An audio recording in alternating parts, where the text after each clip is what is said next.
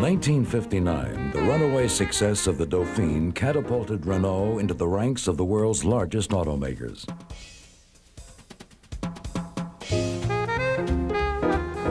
Renault's journey from a little suburban workshop to industrial giant is the journey of the automobile, technology, and of 20th century France.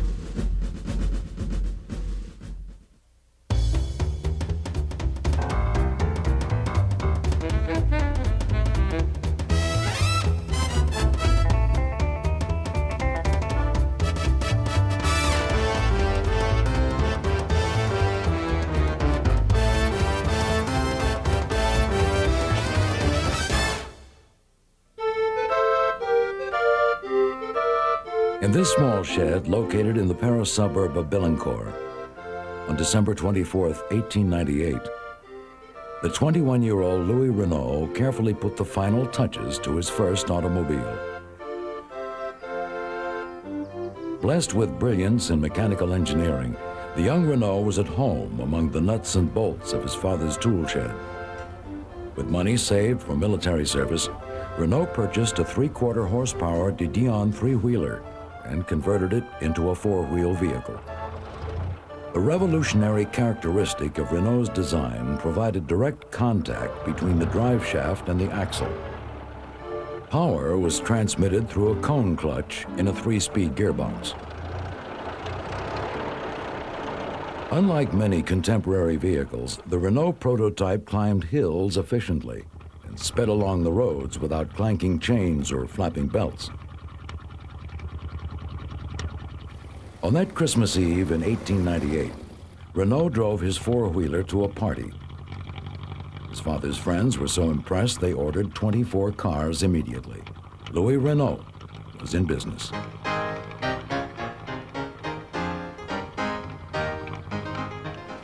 With his two elder brothers as partners and 60,000 gold francs of capital, Louis Renault founded Renault Brothers. The brothers decided to manufacture the cars on their family land in Billancourt. Within 6 months, over 60 de Dion-powered cars had been sold.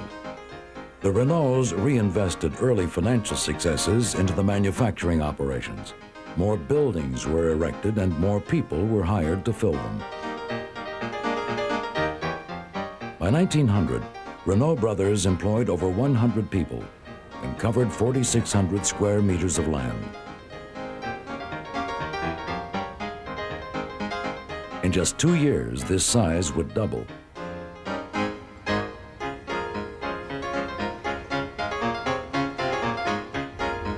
Those who worked for Renault during the earliest days claimed Louis Renault expected as much from himself as he did from his employees, and he expected a lot.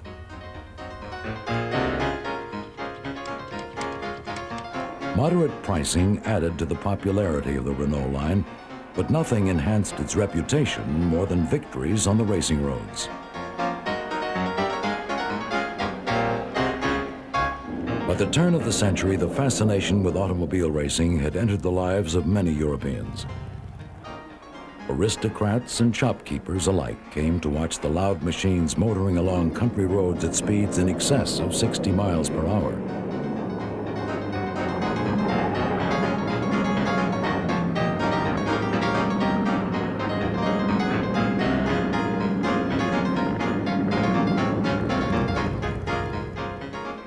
In 1901, Renault won the first 4 places in the Paris-Bordeaux race.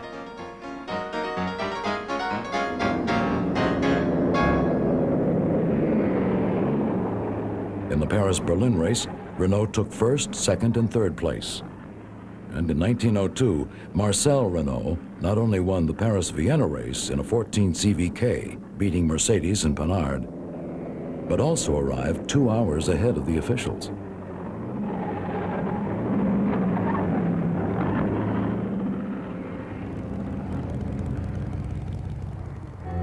Marcel Renault emerged from these victories as one of France's premier drivers. But with victories came tragedy. In 1903, during the Paris-Bordeaux race, Marcel Renault was killed when he lost control of his car.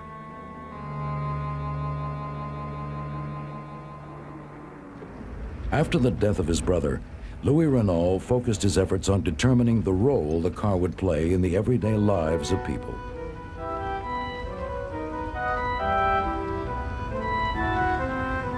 The horse-drawn modes of transportation, such as taxis, carriages, and delivery wagons, were giving way to the noisy automobile. Renault's 1904 10 CV2 cylinder tonneau was designed to comfortably seat 4 passengers and ushered in the major breakthrough for the young company. The following year, a Paris taxicab firm ordered 250 automobiles from Renault. By 1907, more than 1,000 taxis had been sold to users in cities such as London and New York.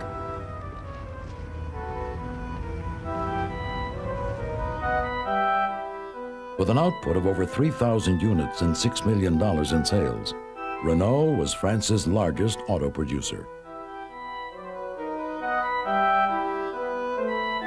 This success allowed Renault to expand his car line with different models targeted for particular niches in society.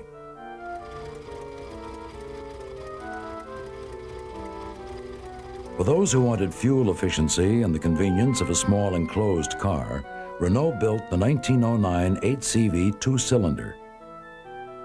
For those who wanted to travel with style and luxury, Renault offered the 1911 6-cylinder Coupe de Ville. And for those with blood of blue, Renault provided the 20, 30, and 45 horsepower 4-cylinder limousines on wheelbases up to 132 inches.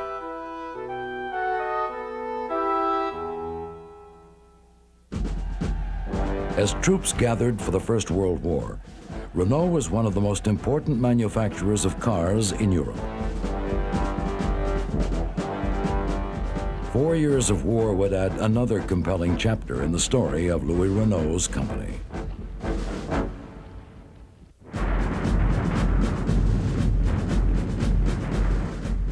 By the summer of 1914, the great states of Europe were engaged in a war that eventually resulted in 36 million people killed, missing, or wounded. The neutralization of France was a critical element in the German military strategy.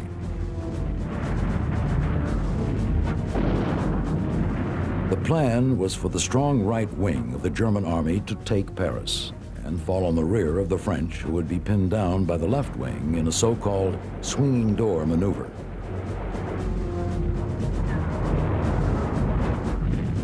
The Germans swept across Belgium and came within striking distance of the French capital.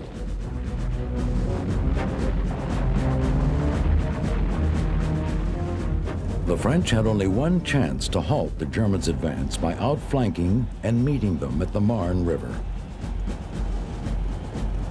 Using the Parisian fleet of Renault taxis, French troops were shuttled to the Marne. The streets of Paris were filled with cheering crowds and the sounds of 1,000 taxicabs ferrying soldiers to the front. The heart-stopping spectacle, known in popular lore as the Taxis to the Marne, and the subsequent battle, brought the Renault name onto center stage. Louis Renault and his company were to play a vital role for the Allies throughout the course of the First World War. All production of automobiles was suspended, and the Renault factories began producing war-related products.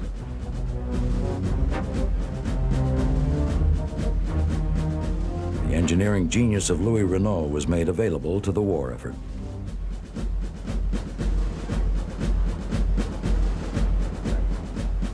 For the first time, military commanders were able to rely on the transportation of troops and materials in trucks and other vehicles.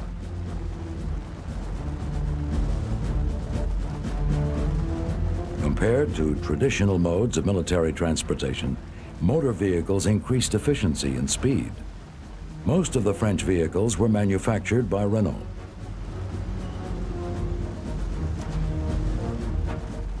During the war, Renault expanded into new fields, such as aircraft engines, in cooperation with Caudron. Renault's greatest contribution would involve the development of the Renault light tank. Ironically, when Renault was first asked to assist with the tank, he insisted he did not have the time because he had too many other war responsibilities. A July 1916 meeting between French officials and Louis Renault altered his decision. Renault agreed to design a light tank to be used primarily for attack purposes.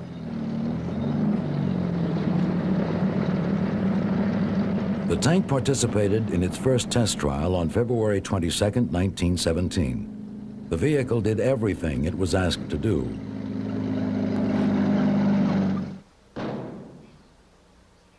It successfully maneuvered over a variety of surface conditions and demonstrated the ability to smash through a series of concrete walls.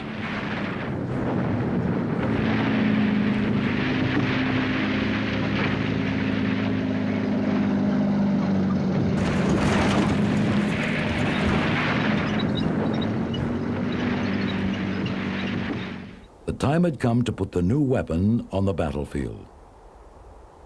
The Renault light tanks were first used successfully at Chardon, where the Germans were completely taken aback by the speed and mobility of the new weapon.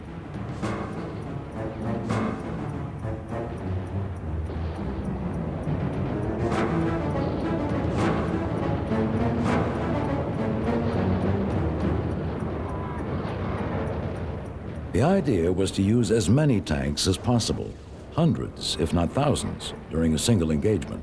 This was made possible because France was producing 1,200 tanks a month.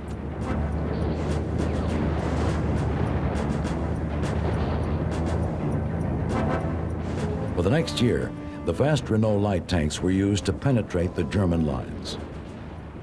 The Germans had no real defense against the armored vehicle. It was a battle of man against machine.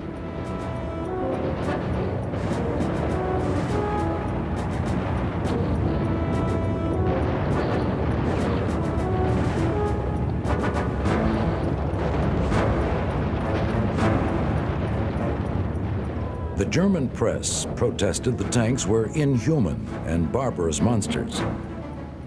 The tank became a symbol of the merger between technology and the demands of war. By 1918, the Russians had withdrawn from the war. This allowed the Germans to concentrate their efforts on the Western Front, hoping to capture Paris. The German army launched a major advance towards Paris, gaining territory but simultaneously suffering heavy losses in manpower and equipment. French, British, and American forces held the line in defense of Paris. And by November 11th, an armistice was signed. For the first time in 4 years, all was quiet on the Western Front. The Allied victory was sealed with a celebratory march through the Arc de Triomphe.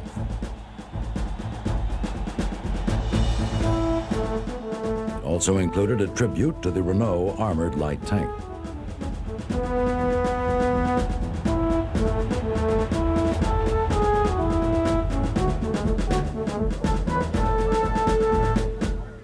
The world came to France to settle peace, and the leaders chose Louis XIV's summer home in Versailles as the location.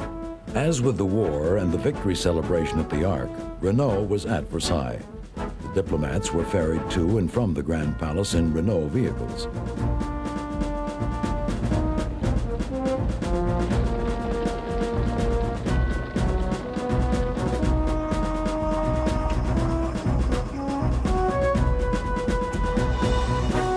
Louis Renault had to be pleased with his many contributions to the war effort. The Allies won the battle of the production lines, in which Renault was an integral part. Renault was also pleased to see that mechanization, and in particular the automobile, was firmly implanted in the minds of Europeans. In fact, Renault was often humored with the many different extremes people had taken motor transportation.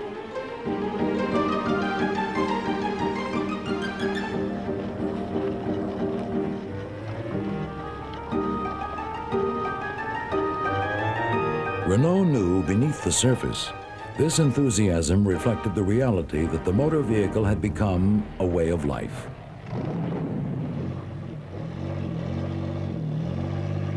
What Renault did not know was that a man named André Citroën was about to take a bite out of the French car market. While producing ammunition during the war, Citroën decided that during the peace, he would enter the highly competitive car market. In 1919, André Citroën released the Europeans' first mass-produced automobile. The Type A was to the French car market what the Model T was to the American consumer. The Type A was a simple, sturdy car that was priced below its competitors, with many features, including a spare tire, electric starter, hood, and lights as part of the standard package. A 1.3-liter four-cylinder engine got great gas mileage and could travel up to 40 miles per hour. Here at last was the car for which they had all been waiting. The success of the Type A left Louis Renault destined to spend the next 20 years of his life reacting to the imagination and volatile character of his competitor, André Citroën.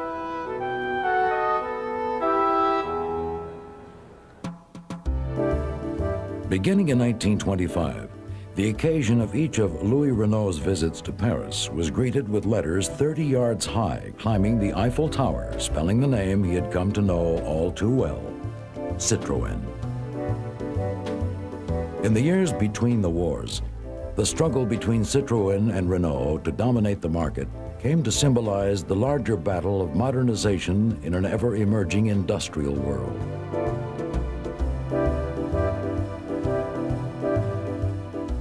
Citroën was a gambler who was not afraid to take financial risks if he believed in the idea. 2 years after he launched the mass-produced and highly successful Type A, he retooled his factory and introduced yet another model. This became Citroën's modus operandi.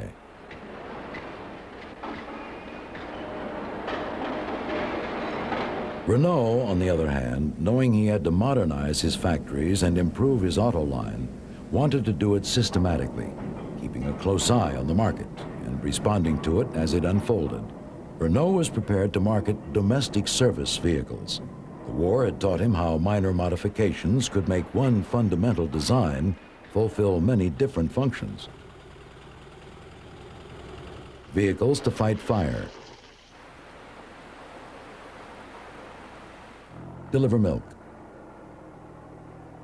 carry petrol, haul trash, ambulances, street cleaners, all became part of the trade vehicle line.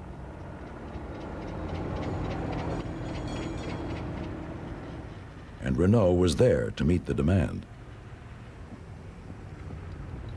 In the passenger car market, Renault returned to making cars similar to his pre-war models. The line included a variety of cars with durable, efficient engines at reasonable prices. Renault was once again committed to providing a car for every taste. The year 1921 saw the introduction of the 10CV four-cylinder Cabriolet Spider. With a driver and a passenger seat up front and room for a third.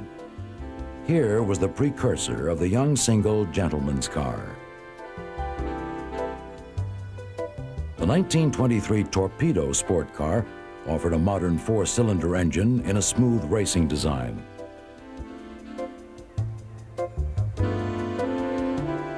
Another version, the sleekly 18CV Torpedo Sport, was also released in 1929. For the most part, the original post-war touring models, like this luxurious 40CV, reflected the American concept of the automobile. Stately, large, and in every way a status symbol. Under competitive pressure from Citroën, Renault added flexibility to his line of touring cars by mixing and matching chassis, engines, and bodywork. The large, powerful six-cylinder 40CV was reworked, and the luxury version was to be the Viva Stella, and the new sport version was the Viva Sport. The Rhina Sport was an early 8-cylinder version, and later it evolved into the Nerva Stella. Eventually, a 10CV four-cylinder model called the Prima Quattro emerged and represented the merging of all of Renault's technology. While Renault worked diligently to respond and adapt to the market being shaped by Citroën, he also found himself having to compete with advertising strategies Citroën initiated. In advertising, there were no limitations, according to Citroën. He once rolled a car over a hill to demonstrate its durability. Citroën used children, miniature cars, signs, and even the famous American singer Josephine Baker to promote his name.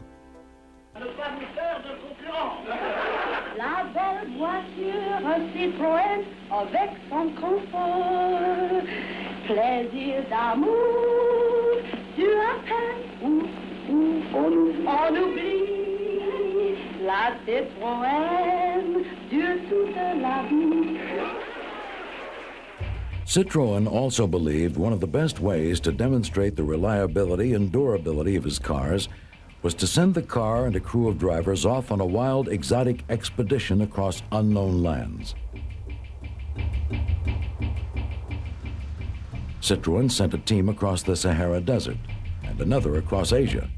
Renault had no choice but to follow. In January 1924, 3 Renault six-wheelers left Colombes-Bekar in Algeria on a journey to cross the Sahara Desert to Nigeria.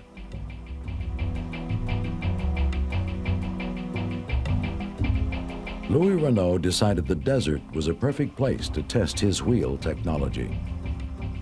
Citroën had used caterpillar tracks instead of wheels when crossing the desert, but Renault felt the wheel was more than adequate for vehicles crossing the challenging terrain. The Renault expedition team took 7 days to cover a distance of 1,500 miles. The successful maneuvering of the Renault vehicles across the sandy Sahara settled the track versus wheels conflict.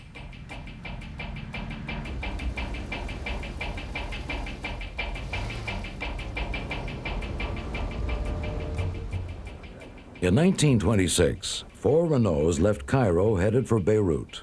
They continued to Tehran across Persia and into India on a ride back through history. Often the first gasoline vehicles seen along the route, the dusty ancient ruins vied for attention with an exotic caravan, but neither had time to ponder the other because the heat was so treacherous, leaving little time or energy for sightseeing. Regardless of his efforts, Renault could not keep pace with the marketing genius of André Citroën. Renault had been in the car business since 1898, but in only a few years, Citroën already had achieved greater name recognition. In fact, in the game of industrial survival, most French people believed that Citroën would endure.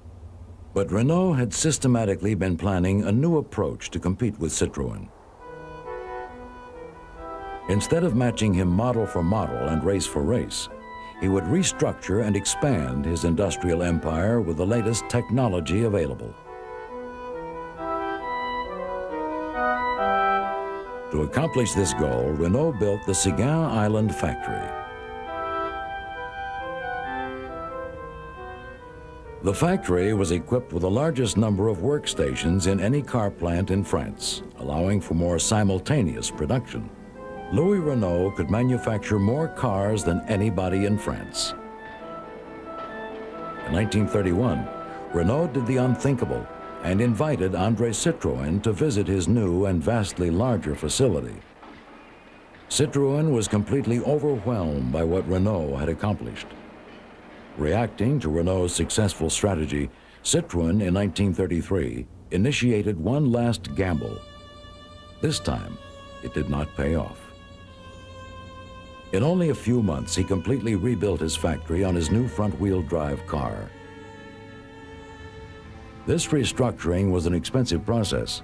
In fact, it was so expensive that the car never generated the capital needed to meet the initial debt incurred. By the mid-1930s, Citroën was bankrupt. Governed by his own code of chivalry, Renault turned down the receiver's offer of a good price for the company, saying, "I couldn't do that to André Citroën."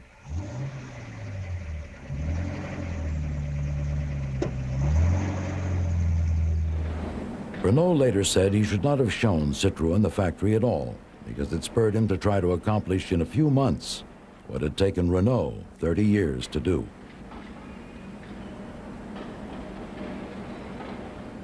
Citroën was purchased by the Michelin Tire Company, but its leadership never possessed the flair and imagination that André Citroën had brought to the company. Relief from competing with his arch-rival would be short-lived, for new political problems arose that once again disrupted automobile production at Renault. In September 1939, German forces marched into Poland. 2 days later, France and Great Britain honored diplomatic agreements and declared war on Germany. 9 months later, Hitler marched his army south, almost unopposed, toward Paris. This time, the war was different. There were no taxis to the Marne as there had been in 1914. Instead, on June 13, 1940, Paris was declared an open city, and on June 16th, the Germans arrived in the French capital.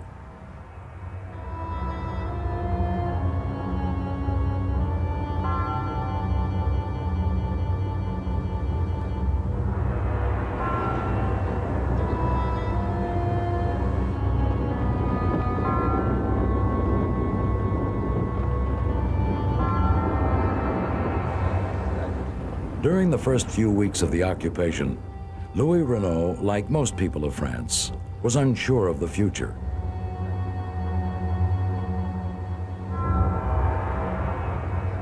Renault was faced with the toughest decision of his life.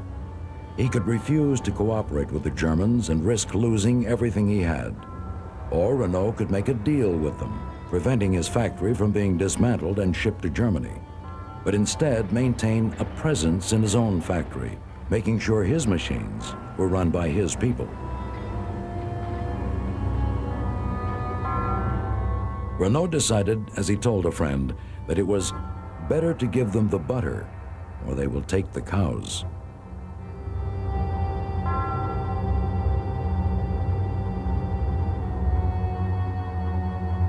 Renault privately maintained he planned to secretly slow down German production lines while hoarding certain valuable supplies. There is evidence to suggest he did this. During the war, the factory was bombed 3 times by Allied aircraft. Each time, Renault rebuilt the factory, waiting for the day when he could once again make cars for the family. His dream was never realized. The liberation of France brought with it a wave of revenge against the collaborator. Louis Renault was arrested as a traitor. He died a few months later, with the future of his industrial empire in limbo.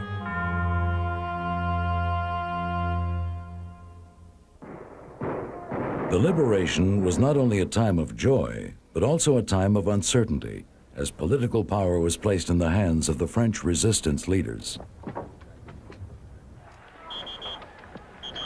Strong socialist sentiments led to nationalization of many of France's industries. All properties and assets of Louis Renault were seized by the government, and the company was renamed Régie Nationale des Usines Renault. Pierre Loup Faucheur was a hero of the resistance who narrowly escaped death in a German labor camp. Loup Faucheur returned to freedom starved but not broken, and to French authorities he represented a natural leader for the revived motor company. Loup Faucheur's first task was to talk to the surviving Renault staff. He assured them that he was going to continue the tradition of Renault, which had been established over half a century. His next job was to find a new product for the company to manufacture and sell. Here he reverted to the genius of the now deceased Louis Renault. Renault's legacy was the 4CV, a vehicle that was totally different from anything he had produced in the past. To some extent, he'd been influenced by the Volkswagen and had actually been given a file on the German car by Hitler in 1938.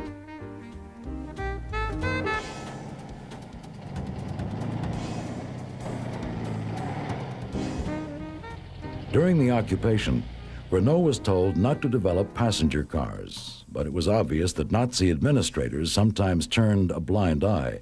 As a result, the 4CV was developed in 1941, originally as a two-door prototype.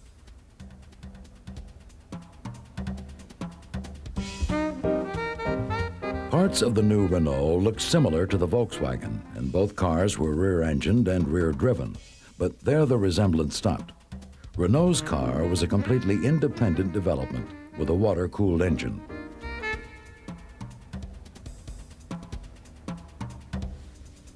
A four-door version of the new car went into production in 1947 with a target of 300 units a day.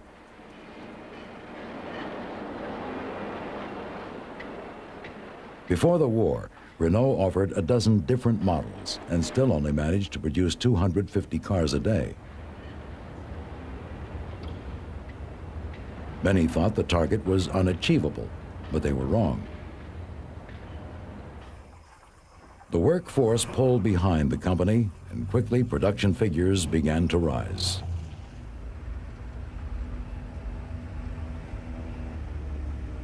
Overcoming unkind nicknames like the Bug and the Butter Pat, the 4CV played a major role in the redevelopment of post-war France. And its distinctive, even cheeky lines soon became commonplace on the streets of Paris. Driven by strong domestic and a new export market, within 7 years the Renault factory had produced an incredible 500,000 4CVs. The industrial example that Renault was setting in post-war Europe became a source of national pride. The country became stronger within Europe, and Europe became stronger within the world community. As popular as the 4CV was, it was small, and Renault quickly realized the need for a larger six-seater, which came in 1950 with the Frigate. More conventional in layout than its smaller cousin, the Frigate had a forward-mounted engine. While lacking some of the personality of the 4CV, the Frigate did offer more progressive styling.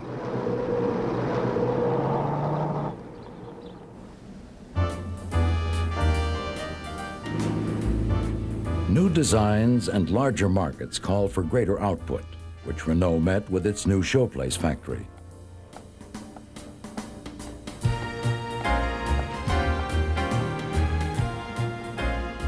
Built in 1952 as part of France's redevelopment program, it was to be a showplace of French technology.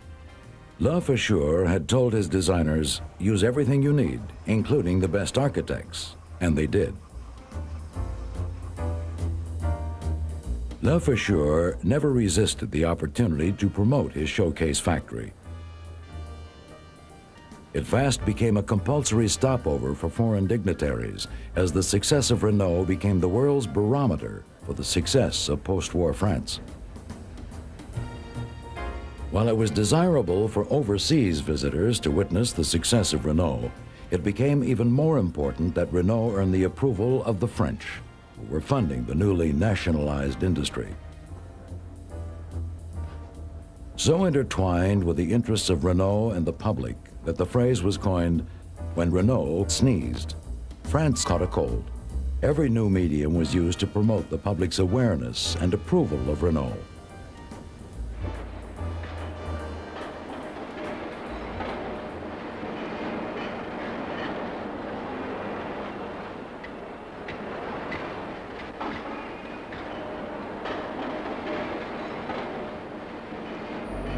But some problems could not be predicted.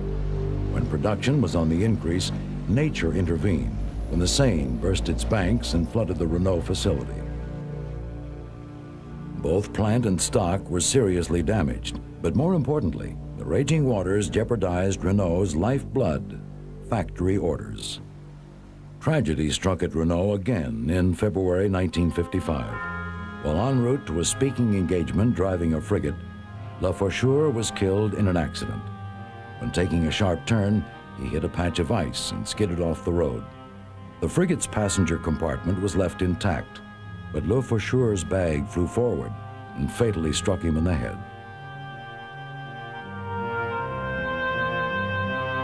In a tribute to his enormous contributions to the company, the Le Faucheur name was bestowed upon the new Renault factory.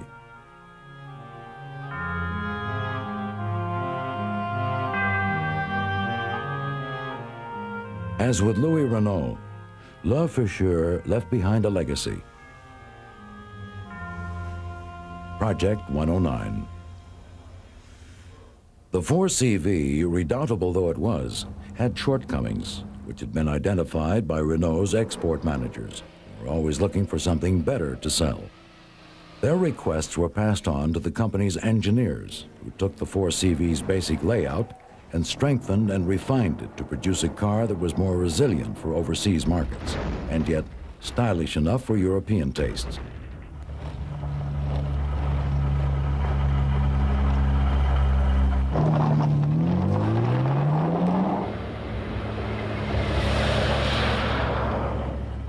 The success of the 4CV had earned it the unofficial title of the Queen.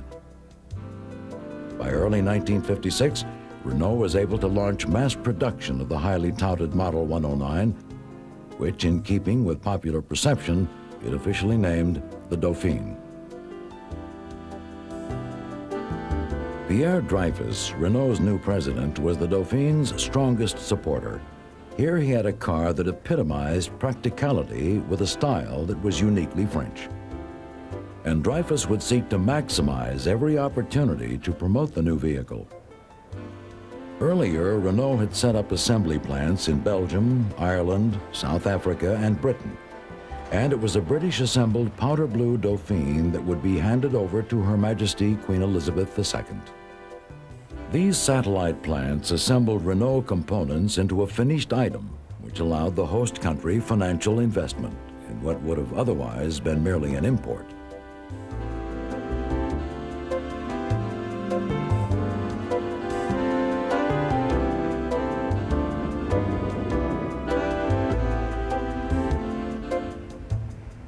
Expanding the local market was also important. France needed to see the benefit of its labors, and home sales lowered the cost to overseas buyers. Renault would identify a whole new market: women. The Dauphine was light and nimble, easy to park, and very stylish. In every way, a lady's car. In the social changes of the 60s, the fair sex found mobility and independence in the Dauphine.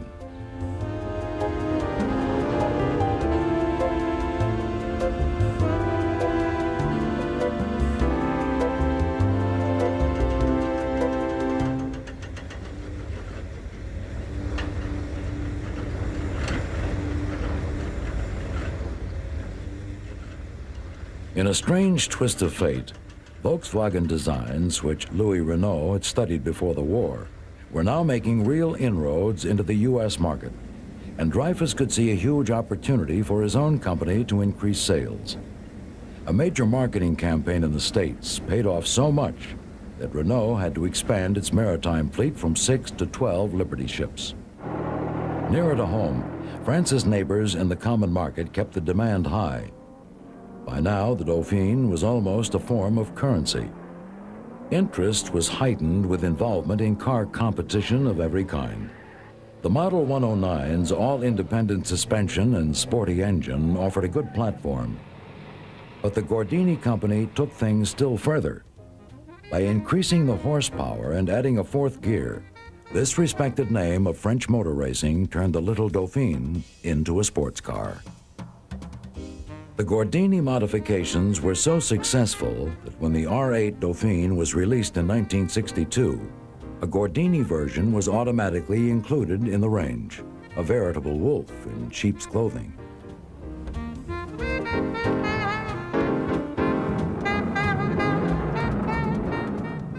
The arrival of the R8 was particularly important because in 1961, Renault's exports were hit by a recession in the U.S.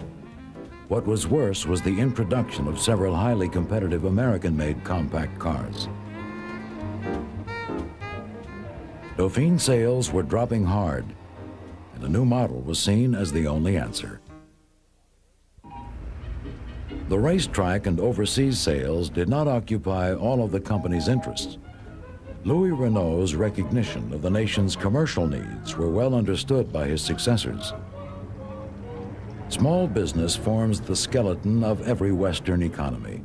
In France, some large industries are nationalized, but the needs of the smallholder, the tradesman, and the entrepreneur are still very clearly understood and catered to.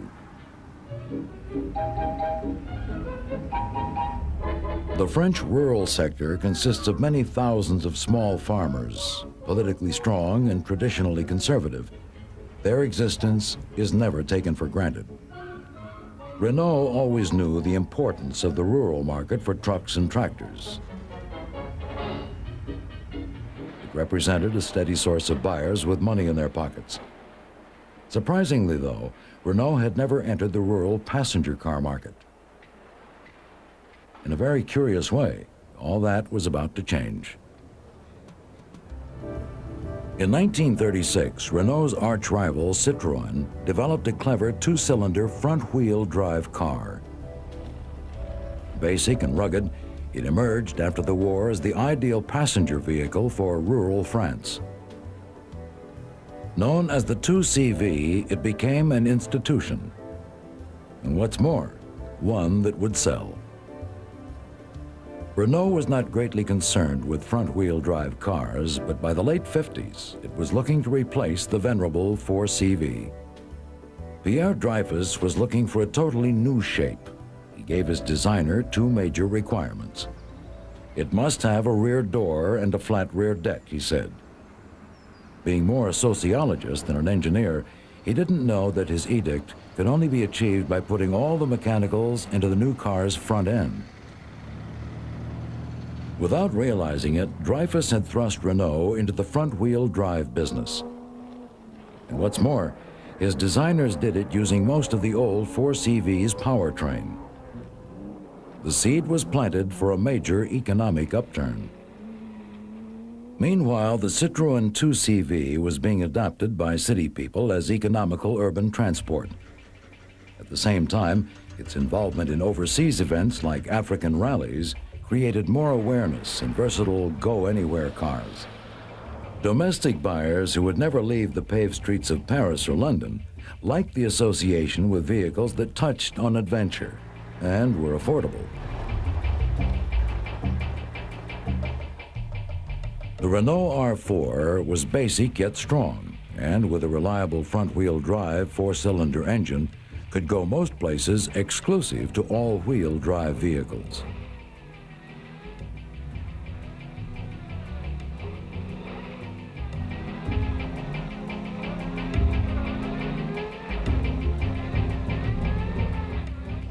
To prove just how it could go anywhere, Renault in 1965 sent a two-car team from the southern tip of South America all the way up into Alaska.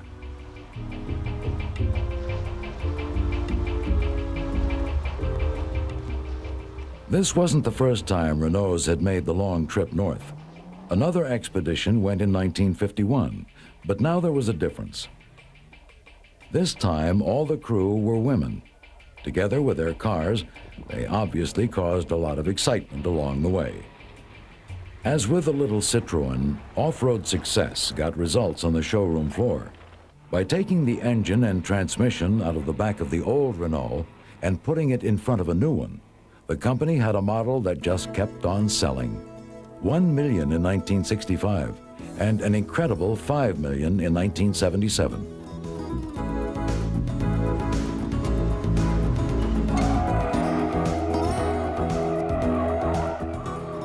From the R4 onward, all new Renault designs would be front-wheel drive.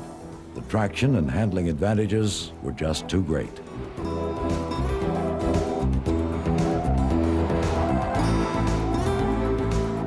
So where is Renault today? It has come a long way from the small shed in Billancourt, which even now reminds employees and visitors alike of the humble first steps for what has now become one of the largest manufacturers in the world.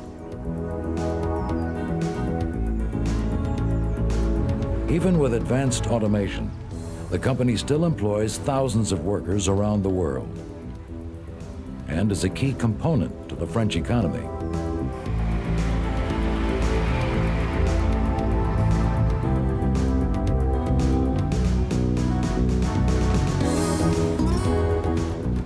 The pendulum has swung full cycle, once more living up to one of the objectives of its founder and namesake.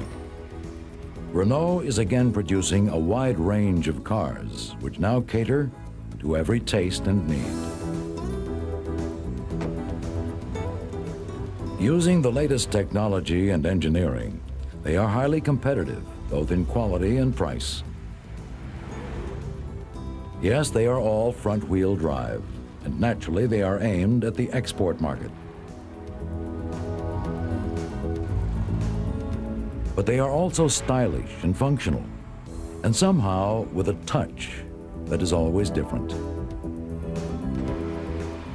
They are beyond anything else French.